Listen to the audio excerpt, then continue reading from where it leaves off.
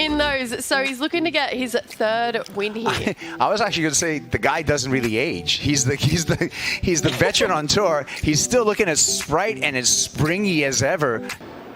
Taking on Crosby Colapinto and L.Thompson. This is Jordy's first wave.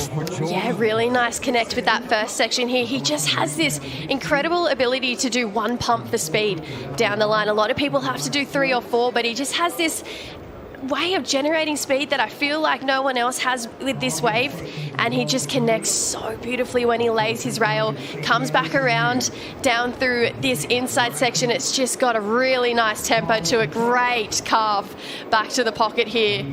And this is Jordy Smith. We knew that this was coming. Just his tempo, his timing with this wave, and the variety he has as well. Just so much to offer when it comes to Jordy at J-Bay.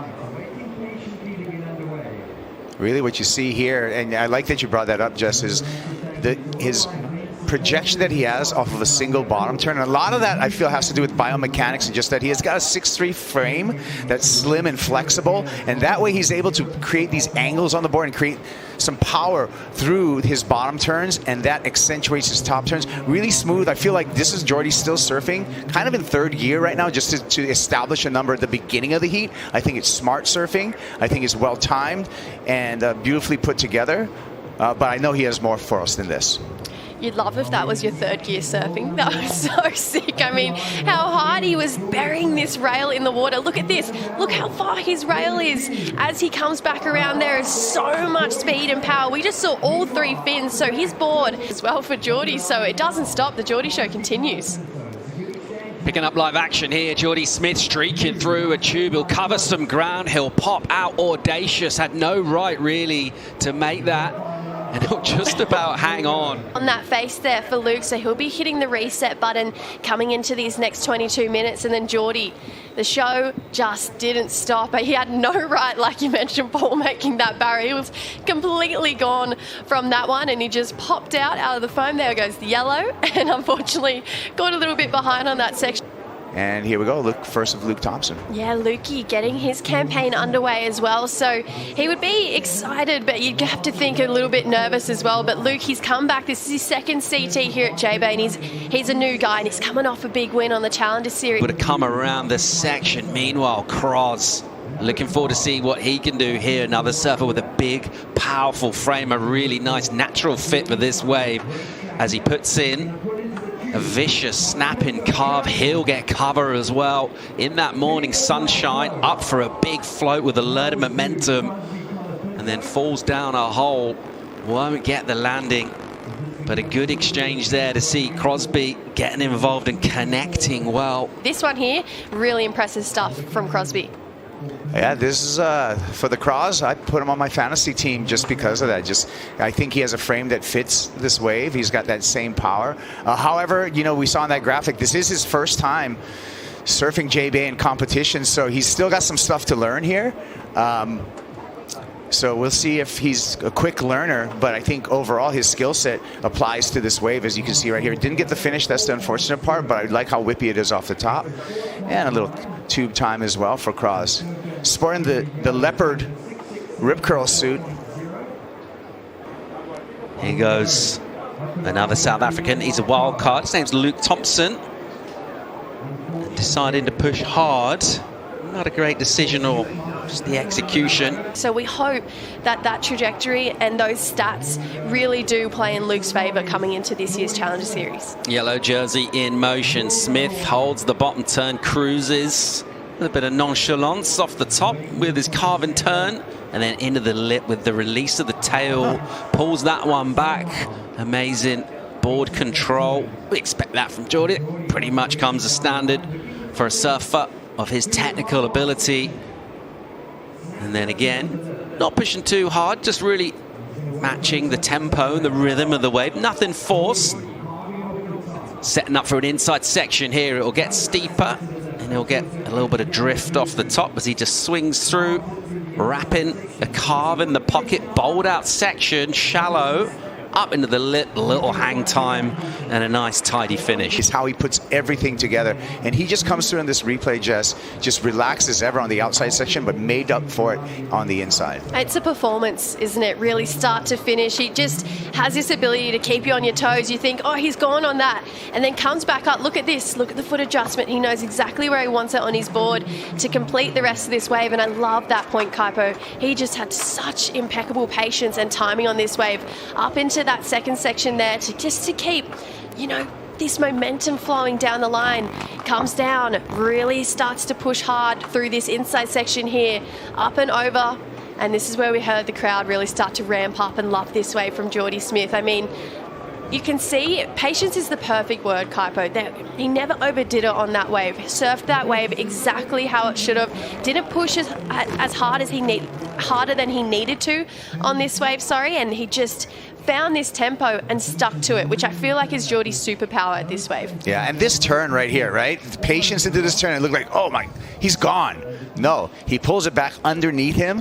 One look that's not good in surfing, Paul, is not having fundamentals and only doing airs. You know, we know those guys. Here he goes. Here's Jordy Smith leading this heat with a quick wave. It decided not a lot going on down the point there. Oh, right on cue. Looks like he's having a paddle here. Thompson into action here, and he'll load up with speed. First turn from him is vicious. That's the turn he tried to do on his previous wave. Much better this time around. And he will streak down the line right now. And he'll hammer a steep hit. He'll get the recovery. He'll make it look dramatic and big and dynamic. And another great release at the tail. He's on his way to a number here. A nice little flick as he'll just stomp on the tail and swing the nose and look for a section to launch. And it's big. Lands that fakie. Yeah, Paul, you used the word dramatic, and I thought a couple of these turns as we look at this replay were exactly that. On edge kind of surfing, you know, got the tail release right there, and just goes up for another down the line, building up some speed, the fast, slow kind of approach. But that flick right there, almost kind of catchy, but that was the drama right there. Made it seamlessly past, you know, the whitewater, even with kind of that fade. Another dramatic turn.